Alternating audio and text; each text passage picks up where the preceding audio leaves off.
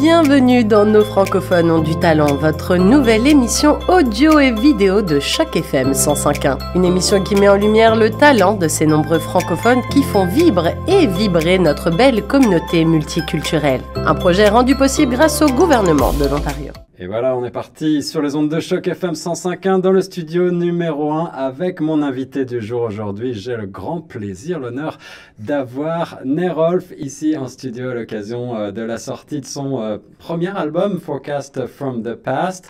Un album en anglais, mais avec une chanson en français, faut-il le signaler d'ores et déjà pour nos chers auditeurs. Et surtout, ça va être l'occasion de rentrer dans l'univers musical, créatif, artistique de cet artiste francophone qui vit ici même à Toronto et que j'ai le grand plaisir de vous faire découvrir. Nerolf, salut, ça va bien? Salut, très bien, et toi? Ça va, merci d'être avec nous et d'avoir fait le déplacement en studio. C'est toujours un plaisir pour moi d'avoir des artistes francophones ici à Toronto. C'est pas si souvent le cas. Des artistes qui vivent et qui travaillent en français à Toronto. On va revenir sur ton parcours et peut-être pour commencer, peut-être tu pourrais nous rappeler un petit peu qui tu es, d'où tu viens, où tu es né et pourquoi Toronto. Oui, donc je suis Nerolf, je suis originaire de France. J'ai immigré au Canada en 2015. Pourquoi Toronto? Parce que j'ai à l'origine travaillé pour l'entreprise française à Toronto, ce qui m'a facilité d'ailleurs l'immigration. Et j'ai aimé la ville et je suis resté.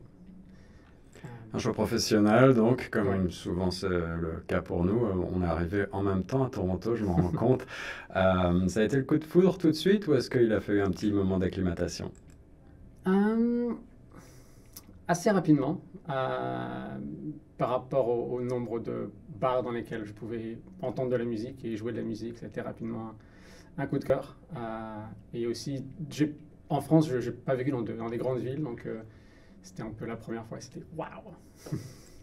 Et le goût de la musique, je pense qu'on l'a compris déjà à travers les premiers mots que tu nous livres.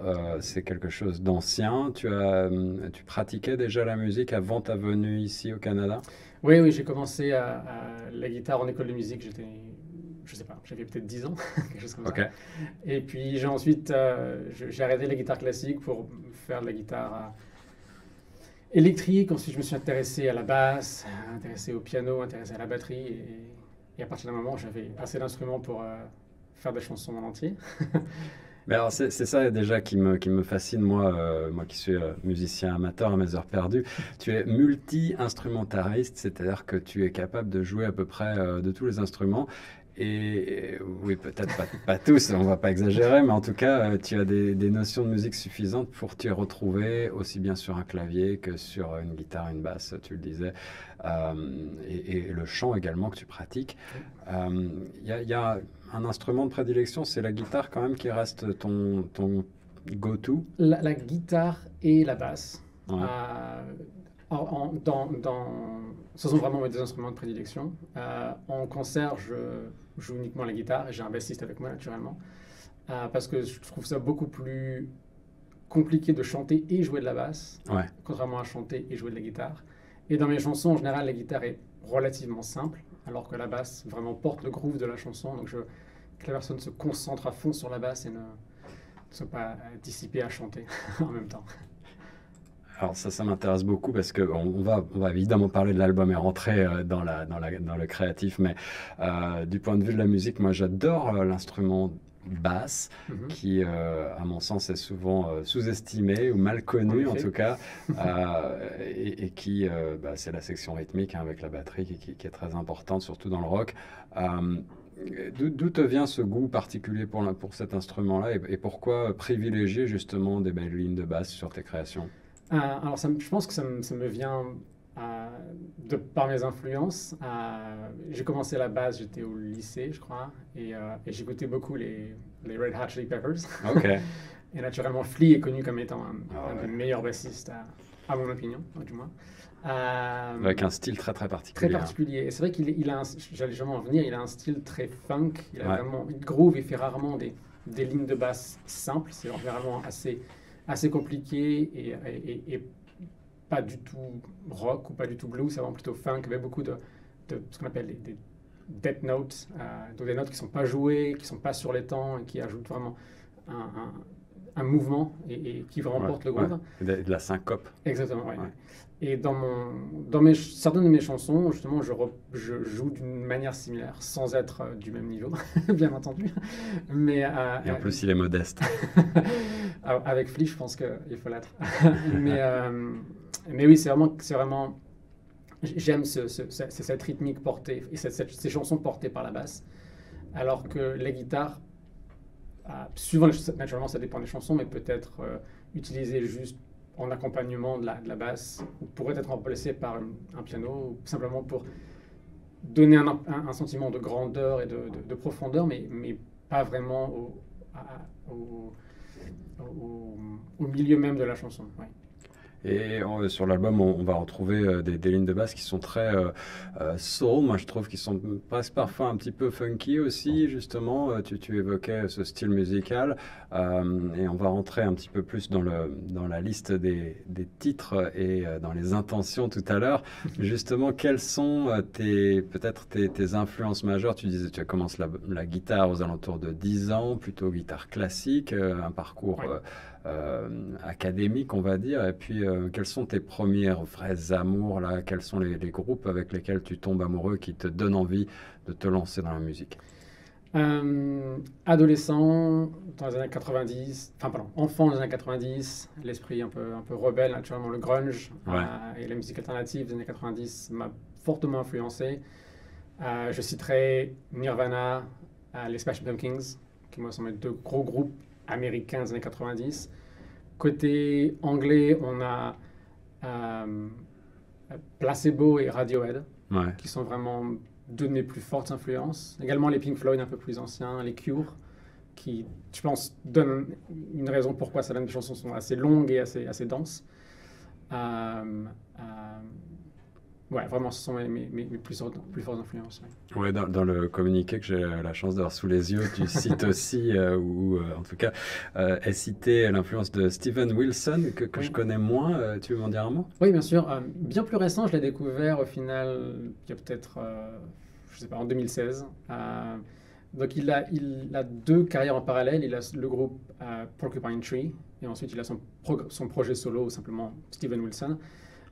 Où Porcupine Tree a commencé vraiment en faisant de la musique très, très progressive, très planante, très proche des Pink Floyd, et a évolué de plus en plus vers du métal, et avec des chansons, des longues chansons qui commencent doucement et évoluent, et au final arrivent sur un riff de métal assez puissant, et se calment de nouveau, et part sur un long solo de guitare, et avec des signatures rythmiques aussi assez rare, pas du 4/4, mais des signatures rythmiques assez compliquées. Et ça, pour faire simple pour les auditeurs qui n'y connaîtraient rien en musique, mais j'ai l'impression que c'est aussi des constructions musicales complexes comme ça. C'est quelque chose que tu recherches peut-être un petit peu, hein. Dans l'album, là, je me suis plus à me dire là, j'attendais pas de retomber sur ses pattes à tel moment, ou alors cet arrangement est intéressant, c'est pas quelque chose que j'ai entendu depuis longtemps. C'est vraiment quelque chose que tu as travaillé là, la théorie musicale? Alors, c'est pas vraiment un point de vue théorie, dans le sens où je me suis pas dit, alors là j'ai envie de mettre le cinquième de l'accord cinquième ou quelque chose comme ça, mais c'est plutôt en cherchant quelque chose d'intéressant. Alors, pas beaucoup en termes de signature rythmique, pas beaucoup en termes de rythme, mais en termes d'accords et de changement de tonalité. C'est quelque chose que j'ai essayé de chercher, en effet. Dans les références, j'ai pas cité Supertramp, mais Supertramp, c'est aussi une énorme référence pour moi. Et donc, il y a certaines chansons où dès le départ, dès l'écriture, je savais que je voulais garder quelque chose de très simple, 3 minutes 30, quelque chose de très simple, rien de compliqué. Et d'autres chansons où, à l'inverse, dès le début, je savais que je voulais une chanson qui progresse avec beaucoup de pistes, avec et pas simplement couplet-refrain. Et c'est un peu le cas de la chanson en français, En attendant, là, qui a une certaine complexité, et aussi du point de vue du chant, peut-être qu'on va y revenir. Là aussi, tu nous surprends, c'est une volonté délibérée? Oui, complexité cachée au final, parce que il y a d'autres chansons dans l'album qui sont plus ouvertes, avec voilà, un changement complet de rythme, un changement complet de tonalité ou d'instrumentalisation. En attendant, je trouve que tout est assez fluide, à part peut-être le gros changement au milieu de la chanson, mais sinon, avant ça, même dans le couplet a deux parties, ce sont deux différentes tonalités. Le refrain, c'est encore une autre différente tonalité. La rythmique à la base change aussi 3 fois également. Mais tout ça se fait de manière assez fluide, qui du coup est assez discrète. Et, ouais.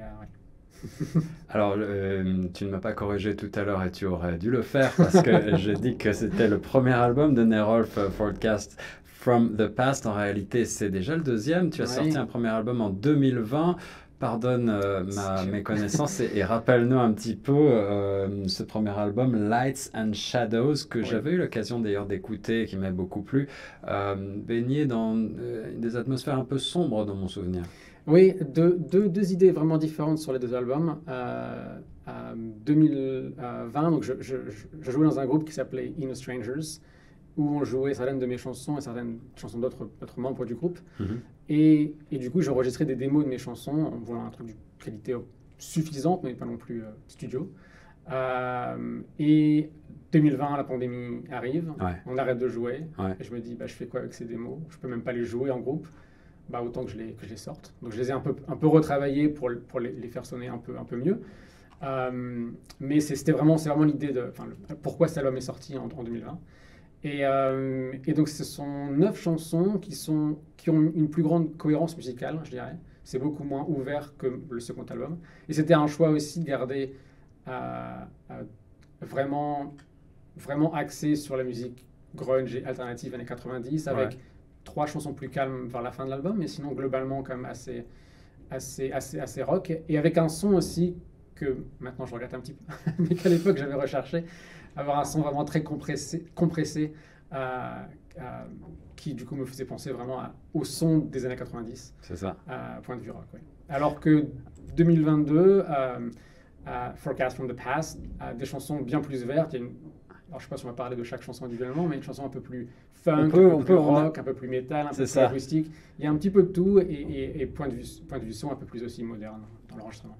Et beaucoup de textures et d'atmosphères différentes les unes des autres, avec quand même une certaine noirceur qu'on peut retrouver, peut-être qui fait un clin d'œil au précédent album. En tout cas, est-ce que tu te considères comme un artiste torturé, Nerolf? Torturé, je sais pas, mais avec un côté sombre et un côté romantique ou nostalgique. C'est oui, ça, certainement. Ouais. Le titre Forecast from the Past, c'est aussi une certaine nostalgie. C'est une volonté de aussi rendre hommage à des styles, à des artistes qui t'ont marqué. Non, pas vraiment. Par contre, c'est dans cet album, il y a des chansons qui parlent de plein de sujets différents actuels, mais aussi beaucoup de moi dans le passé. Okay. Et donc c'était plutôt faire un clin d'œil à la vision que j'aurais de ma vie dans le passé, ou à ce que j'ai ressenti à différents moments de ma vie. Donc c'est vraiment centré sur moi pour le coup. Ouais, il y a toujours un côté très autobiographique dans un album, quel qu'il soit. Je pense qu'en tout cas, on met beaucoup de soi. Au niveau des influences, on peut aller dans les détails des chansons, mais généralement, moi, ce que j'avais envie de savoir, c'était quel était ton état d'esprit lorsque tu as écrit ces chansons. J'imagine que certaines d'entre elles ont été écrites justement au cours de la pandémie. Est-ce que ça a été plutôt un moment de recueillement positif pour toi, pour arriver à te concentrer, ou est-ce qu'au contraire, ça a été du stress? Je sais que, suivant les artistes, on peut vraiment avoir... deux sons de cloche très très différents. Est-ce que ça a joué un rôle déjà, cette pandémie, pour toi? Je pense que ça m'a motivé à travailler sur un second album. Okay. Si il n'y avait pas eu de pandémie, alors peut-être que le premier album ne serait même pas sorti en 2020, et le deuxième certainement pas en 2022, parce que naturellement, tout le temps qu'on passe en répète et tout le temps qu'on passe à jouer à l'extérieur, c'est un temps que j'avais de libre, dû à la pandémie, et qui m'a permis de passer plus de temps dans l'écriture et ensuite dans l'enregistrement, et de sortir l'album finalement juste 2 ans après le premier. Et en termes d'écriture, j'ai pas vraiment eu de blues ou de noirceur dans l'écriture. Je pense que les thèmes les plus joyeux sont d'ailleurs les chansons les plus récentes,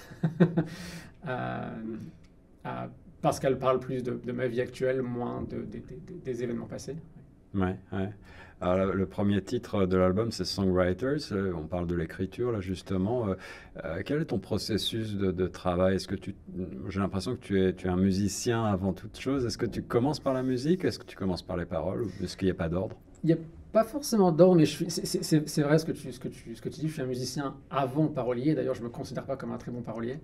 La musique est vraiment ce qui prime pour moi.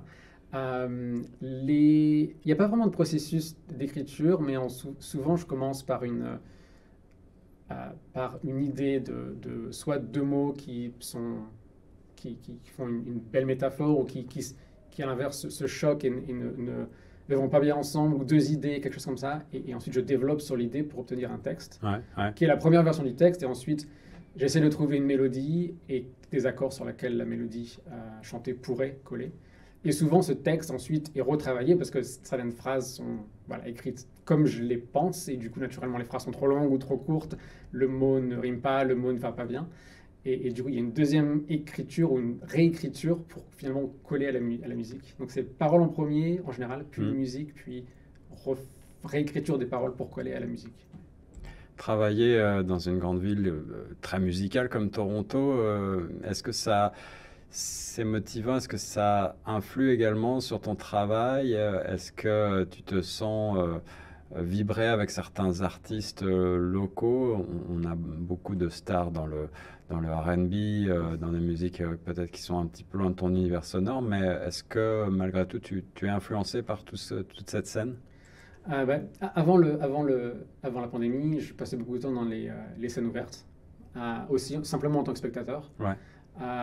Et il y a beaucoup d'excellents artistes non connus à Toronto, et c'est clair que ça motive à jouer, ça motive à écrire, et aussi à se remettre en question sur ce qui est fait, sur ce qui plaît, sur ce qui ne plaît pas,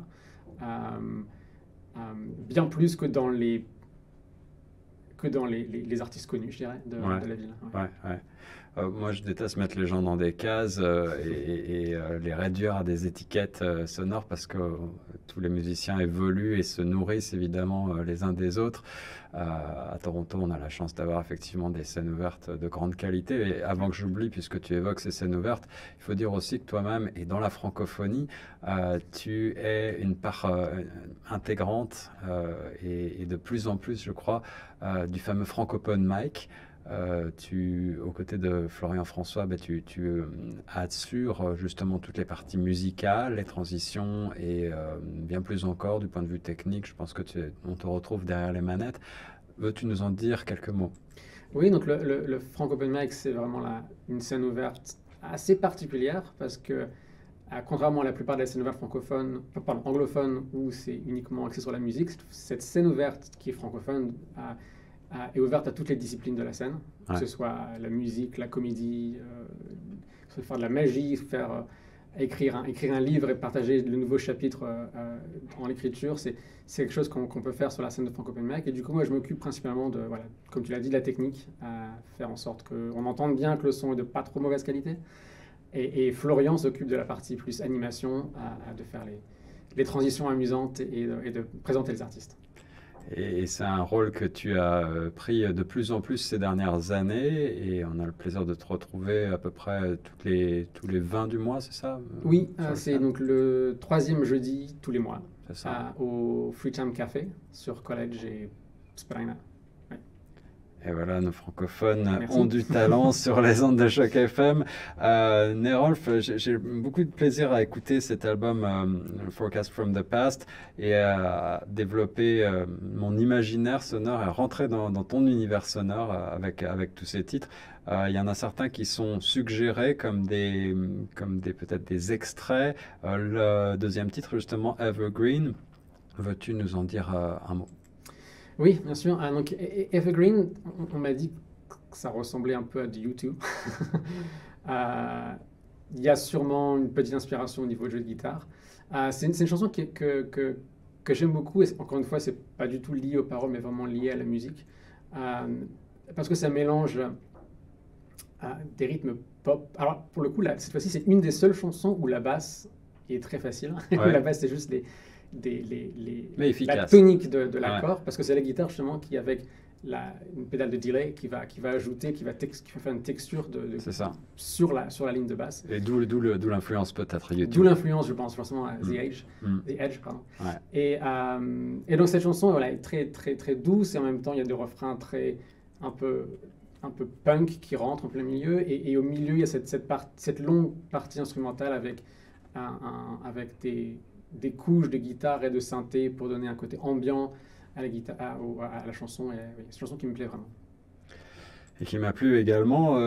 Encore une fois, 10 titres, peut-être qu'on va pas tous les évoquer, mais Gold Pave Street, moi c'est un titre qui m'a beaucoup plu lui aussi, un peu plus long, un peu plus complexe peut-être. Oui, donc cette chanson en termes de... Alors, il y a une histoire un peu marrante. J'ai eu l'idée des paroles en visitant la banque, je ne vais pas la citer, mais en visitant la banque, en arrivant au Canada pour ouvrir mon compte en banque. Ah, ok. Ouais, je pense que je vois à quel building tu fais référence. Et le banquier qui m'a donc reçu était en costume 3 pièces, et j'ai passé plus d'une heure dans son bureau, et il m'a parlé de coffre en banque pour garder ses chaussures qui sont hors de prix, ou ses 10 montres qui valent $20 000. Et moi, je me disais, mais je m'en fous, moi, je veux juste ouvrir un compte en banque et ouvrir une carte de débit.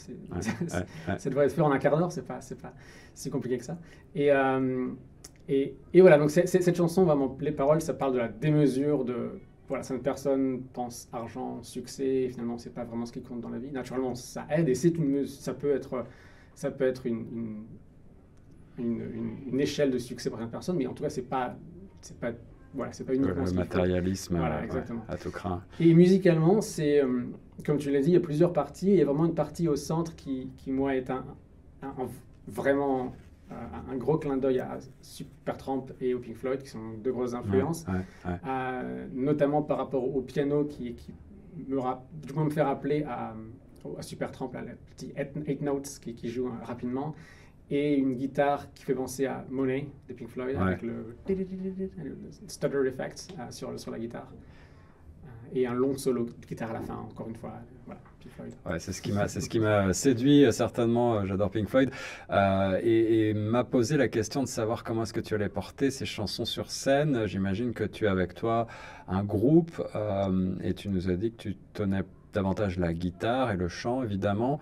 À cet effet, avant qu'on oublie aussi, je voulais vous dire, chers auditeurs et auditrices, que Nerolf est à voir sur la scène à partir, ce sera le 16 janvier, oui. C'est au Roadshow Tavern, c'est bien ça? Au Horseshoe Tavern, oui. Horseshoe Tavern, ouais. Ça, c'est une superbe salle, et j'imagine que...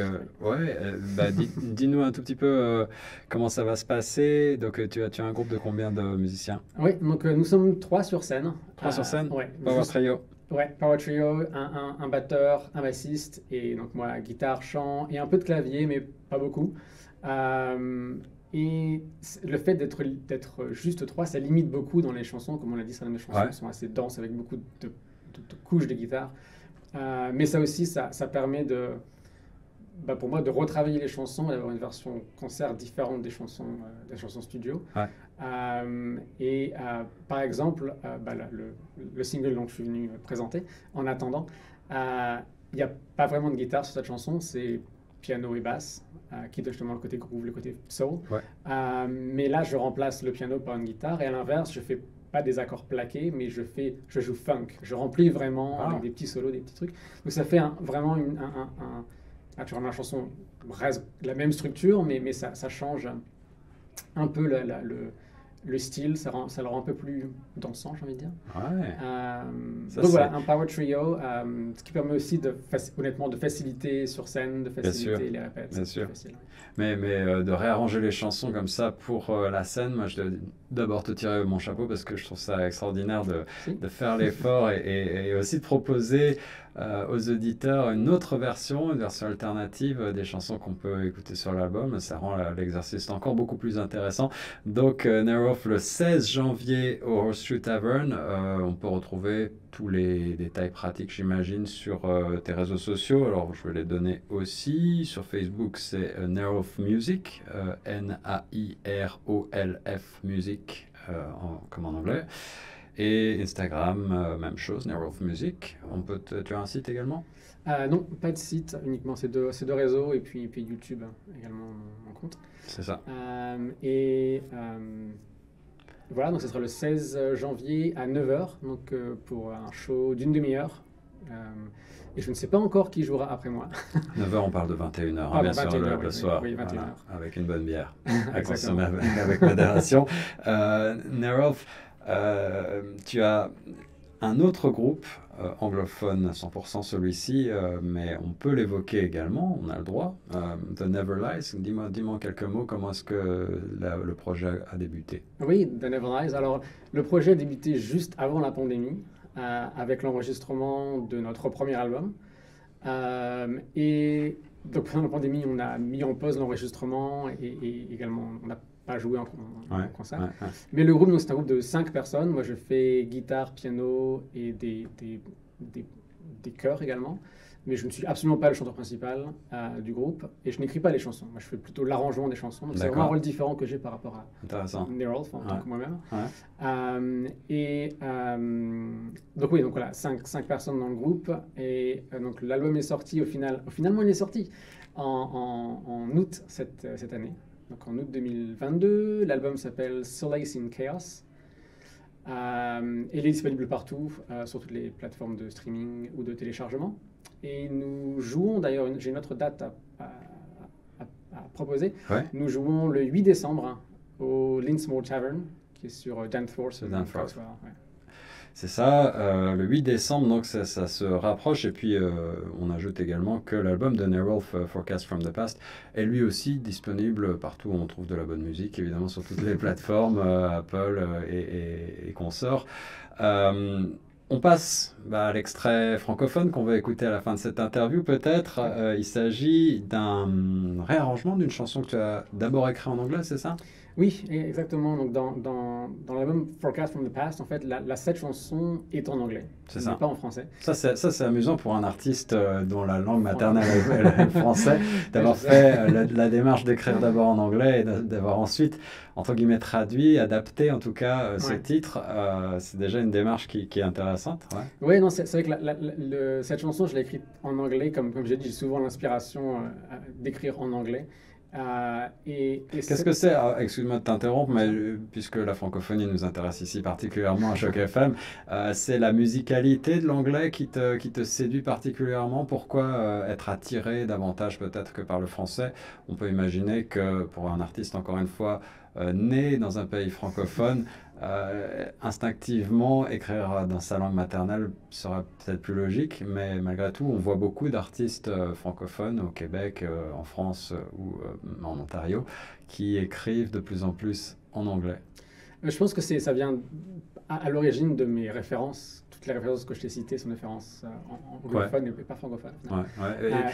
C'est aussi, c'était une prochaine question peut-être, si tu avais une ou deux influences francophones, là on va dire, de groupes ou d'artistes francophones, quels sera-t-il? Alors je dirais Mademoiselle K en vrai numéro 1. D'accord. Numéro 1. Et c'est marrant parce que je connais pas beaucoup de personnes, dans mes amis, je connais personne qui aime Mademoiselle K. Mais moi, je la trouve vraiment sublime. On en passe sur Choc FM. Ah oui, ouais. Je trouve que son écriture, elle est vraiment littéraire. Elle a vraiment beaucoup de jeux de mots et de figures de style à chaque phrase. Et en même temps, elle reste très, très brutale dans ce qu'elle dit. Elle dénonce beaucoup. Et sa voix est vraiment une voix rock. C'est pas une voix de diva, elle a une voix qui est presque... Elle pleure certaines fois dans certaines chansons. Donc c'est vraiment quelque chose que j'apprécie beaucoup. Et seconde référence, beaucoup plus connue, on va dire, Jean-Louis Aubert. Jean-Louis Aubert, bien sûr, Téléphone. Ouais, excellent. Donc bien, alors je dirais, je m'excuse Jean-Louis, bien moins raffiné dans la manière d'écrire, mais beaucoup plus direct, et ça marche aussi bien, et c'est aussi bien. Et musicalement, c'est rock à 100%. Absolument. Bah, tu prêches un convaincu, là. Absolument. Alors, revenons au titre, en attendant qu'on va écouter dans quelques instants. Peut-être un titre un tantinet, un titre assez calme, là on parlait de rock, mais un titre plutôt sur des ambiances soul, cool, et un titre qui fait réfléchir aussi, peut-être un titre assez introspectif. Pourquoi j'ai traduit cette chanson en particulier à l'origine, parce que je trouvais qu'elle pouvait très facilement être jouée de manière acoustique. Ouais. Ça pouvait être quelque chose de différent. Et ensuite, il y a aussi donc, deux raisons principales. Cette chanson, elle est, comme tu l'as dit, assez différente du reste de l'album. Elle est très soul sur la première partie, et ensuite elle bascule sur un blues, quelque chose de peu différent sur la fin. Donc c'est quelque chose de différent. Et en même temps, je trouve que le thème est un thème assez universel. C'est simplement une chanson d'amour. C'est ça. Mais une chanson un peu plus... C'est pas juste une chanson d'amour au premier degré, mais c'est plutôt... Ben voilà, ça fait 4 ans que je suis avec la même personne. Est-ce que c'est toujours aussi bien? D'introspection, voilà. D'introspection. Ouais. Et de se dire, voilà, taking chances, je ne sais pas comment on dit ça en français, faire le premier pas, ou voilà, vraiment, et suivre ses instincts, ses émotions, et se dire que, finalement, j'ai fait les bons choix. Je te sens, on va pas rentrer dans ta vie amoureuse ou personnelle, bien évidemment, mais je te sens heureux et posé. Comment est-ce que tu te sens musicalement, artistiquement parlant d'abord, et où est-ce que tu te vois? Quelles sont tes intentions là, dans les années à venir, Nerolf? En effet, je suis heureux. C'est bien, c'est beau, ça fait plaisir. Et donc, d'ailleurs, cette chanson, juste pour préciser également, je suis en featuring avec Alex Starr. Ouais, qui est au violon. Au violon, exactement. Donc, cette chanson dans l'album, c'est uniquement des synthés, un synthé acide assez années 80, que j'ai remplacé par un violon pour le solo, mais ensuite également pour la chanson, il y a, je crois, je voulais jouer avec un quatuor à cordes, ce qui est compliqué. Donc, on a fait 3 pistes de violon, dont une qui est un peu plus grave pour donner l'impression d'un alto, et ensuite un synthé pour faire le violoncelle. Donc, qui donne le côté un peu plus classique, qui tranche avec le côté soul, justement, qui me plaît vraiment. Donc, moi, est-ce que dans un futur proche, j'aimerais garder ce côté classique et ajouter des cordes sur beaucoup de chansons. J'aimerais ajouter beaucoup plus d'électronique également, mais tout en restant rock, qui est mes roots. Et à ce sujet, j'ai déjà commencé à travailler sur des nouvelles chansons. Ça c'est beau. Mais naturellement, le process d'écriture et d'enregistrement et de mix, et de se dire « Ah non, c'est pas bon, il faut que je recommence ». Ça prend du temps, et rien ne sortira dans un futur très très proche. Il faut compter plutôt 2024, ou je sais pas. Je ne promets rien, on verra ce qui se passe. Mais oui, vraiment l'envie d'ajouter des cordes et d'ajouter un peu de musique électronique dessus, tout en me laissant guider par mes instincts aussi. Après, tout n'est pas calculé, mais il y a aussi beaucoup de « Ah, ça sonne bien, je vais le garder ». Ouais. Et pour terminer, pour revenir à la francophonie, bien évidemment, est-ce que cet exercice d'adaptation en français de cette chanson t'a donné le goût peut-être de poursuivre le travail et d'écrire d'autres titres en français, voire de les écrire directement dans la langue de Molière? Je m'attends à cette question. Je ne pouvais pas m'empêcher de la poser. Je comprends. Oui, mais de ne pas faire un changement de cap 100% franco. Clairement, je me sens plus à l'aise en anglais et plus ancré en anglais. Mais ajouter plus de franco, bien entendu. Oui. J'ai pas de nombre, mais j'aimerais bien avoir quelques chansons en français, plus qu'une chanson en français dans le prochain album. Alors, je rappelle que Nerolf, mon invité, est donc en concert le 16 janvier. C'est au Horseshoe Tavern, la salle mythique de Toronto. Prenez vos places. Rendez-vous à 9h le 16 janvier pour le voir donc en Power Trio. Et dès le 8 décembre avec The Never Lies, c'est, rappelle-moi le nom du bar. Lismore Tavern. Lismore Tavern sur Danforth. On va écouter tout de suite le titre En attendant. C'était Nerolf. Merci Nerolf d'avoir fait le déplacement sur les ondes de choc. Merci de m'avoir accueilli.